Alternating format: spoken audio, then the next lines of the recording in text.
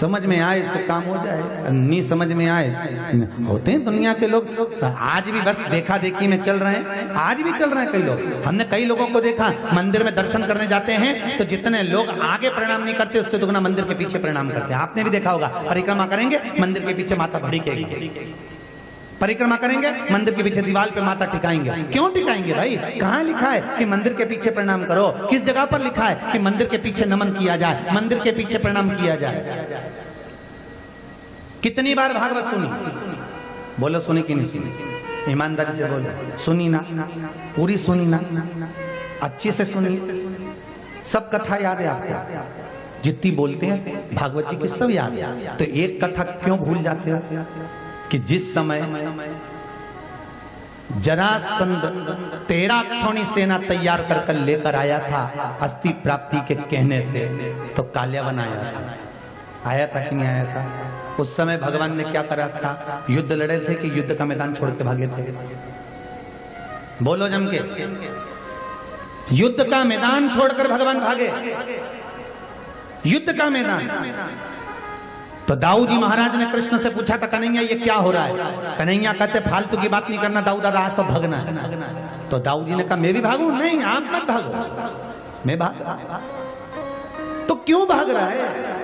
तू क्या इनको मार नहीं सकता? मार सकता हूं। ये जितने सैनिक खड़े हैं ब्राह्मण के कपड़े पहनकर खड़े हैं, इन ब्राह्मणों को मारूंगा श्रेष्ठ नहीं होगा, और मारने को मैं मार दूंगा, पर क्या करूं? ये ब्राह्मण मरने के बाद भी इस काल्यावन को नहीं मार सकता।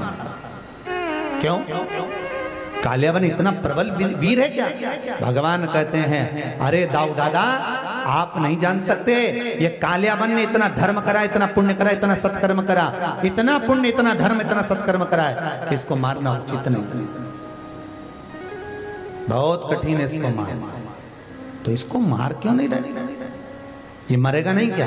भगवान कहते हैं अगर इसको मारूंगा व्यक्ति तब जाता है जब उसका पुण्य छिन्न हो जाता है, पुण्य समाप्त हो जाता है। तो इसको मारने में दिक्कत क्या है? मार दो। भगवान कहने लगे ऐसे नहीं मरेगा, इसने ब्राह्मणों की सेवा करी है, ब्राह्मणों को भोजन कराया है। काल्यावन ब्राह्मणों की सेवा करता था, इसलिए जरासंध ने कहा था कि ये कृष्ण कैसे मरेगा? तो काल्यावन ने ब्राह्मणों से पूछा था ये मरेगा कैसे? ब्राह्मणों ने कहा इसको मारने का एक ही तरीका है कि ब्राह्मणों को सैनिक के कपड़े पहनाकर युद्ध के मैदान में खड़ा कर दो, ब्राह्मण मरेंगे, ये मर जाएगा। पर भगवान ने उनको मारा, चले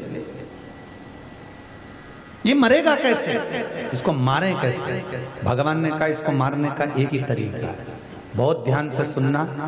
मंदिर के पीछे प्रणाम करने का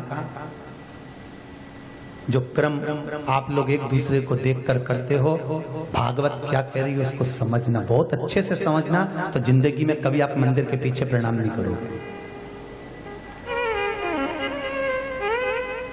बहुत ध्यान से भगवान करें, इसका पुण्य बड़ा बहुत सारा है। इसने ब्राह्मणों की सेवा करी, ब्राह्मणों को भोजन कराया, यज्ञ करा, अनुष्ठान करा, दान करा, पुण्य करा, सत्कर्म करा, इसने एकादशी के व्रत करे, इसने दान इतना करा है, सर्वत्र सारे व्रत चंद्रायण व्रत तक काल्यावन ने करा था, पर इसका पुण्य इतना प्रबल है, उस पुण्य को समाप्त करना है तो मुझे भागना पड़ेगा। तो भागेगा क्यों? तो भगवान कृष्ण कहते हैं जब मैं भागूंगा तो मेरी ये पीठ देखकर मेरे पीछे पीछे भागेगा, मैं तो नहीं दिखूंगा, मेरी पीठ दिखेगी, और जब मेरी पीठ इसे दिखेगी तो जितना इसने पुण्य करा, जितना इसने दान करा, जितना सत्कर्म करा, जितने व्रत करे, वो सारे के सारे समाप्त होते चले जाएंगे। और जैसे ही ये पुण्य समाप्त होंगे मैं इसको मार दूंगा, फिर मुझे मारने की जरूरत नहीं पड़ेगी, फिर तो मुचकुंद ही इसको मार देगा।